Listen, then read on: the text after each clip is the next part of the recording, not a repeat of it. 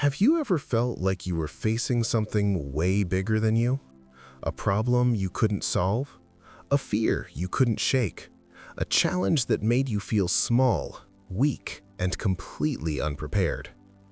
Now, imagine standing in front of a giant warrior, a man over 9 feet tall, covered in armor, trained for battle since childhood. And you're just a shepherd boy with a sling and 5 small stones. This is not just a story about a fight. This is a story about courage, faith, and believing that what you have is enough. This is the story of David and Goliath. Long ago, 2 armies stood facing each other on opposite hills. On one side were the Israelites, and on the other were the Philistines, strong and experienced warriors. Every single day, for 40 days, a giant stepped forward from the Philistine camp. His name was Goliath. He was massive. His armor alone weighed more than most men could carry, and his voice echoed across the valley like thunder. Each day he shouted the same challenge: "Choose one man to fight me. If he wins, we will serve you, but if I win, you will serve us." And every day, no one stepped forward. Not a single soldier, not even King Saul, because fear had taken over. Far from the battlefield, there was a young boy named David. He wasn't a soldier. He wasn't trained for war. He was a shepherd. His job was simple: to take care of sheep, to protect them from danger, and to spend long, quiet days in the fields. But those quiet days had prepared him in ways no one could see. David had faced lions and bears before while protecting his sheep, and each time he trusted that God would help him, and each time he survived. One day, his father sent him to the battlefield to deliver food to his older brothers. David arrived just as the armies were lining up, and then he heard it: Goliath's voice, loud, mocking, intimidating. The giant stepped forward once again, repeating his challenge. And once again, the entire army stepped back in fear. But David didn't understand. He asked, "Why is everyone so afraid? Who is this man that he dares to challenge us like this?" The soldiers were shocked. Did this boy not understand the danger? But David saw something they didn't. He didn't see a giant. He saw a problem that could be faced. Word quickly spread about the fearless young boy, and soon David was brought before King Saul.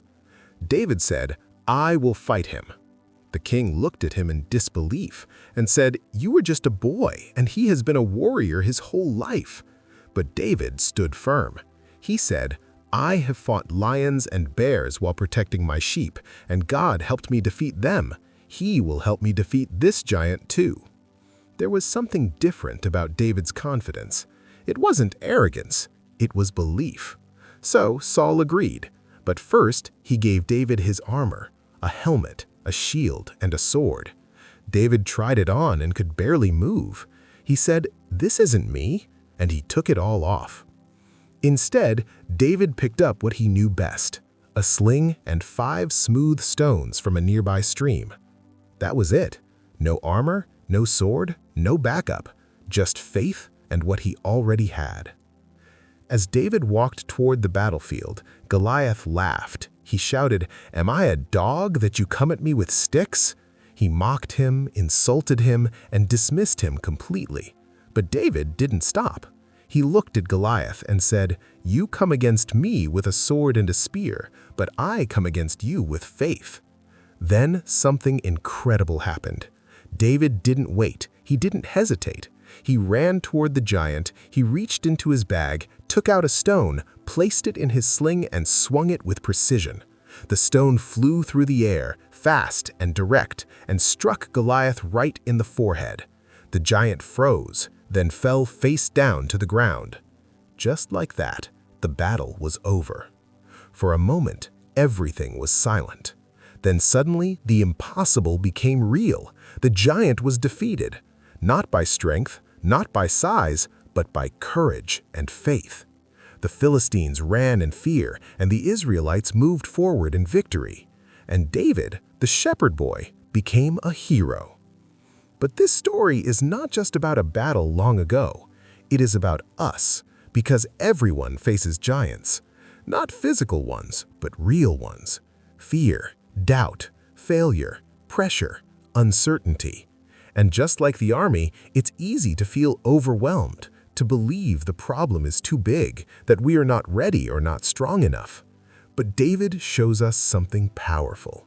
You don't need to be the strongest, you don't need to be the most experienced, and you don't need perfect tools.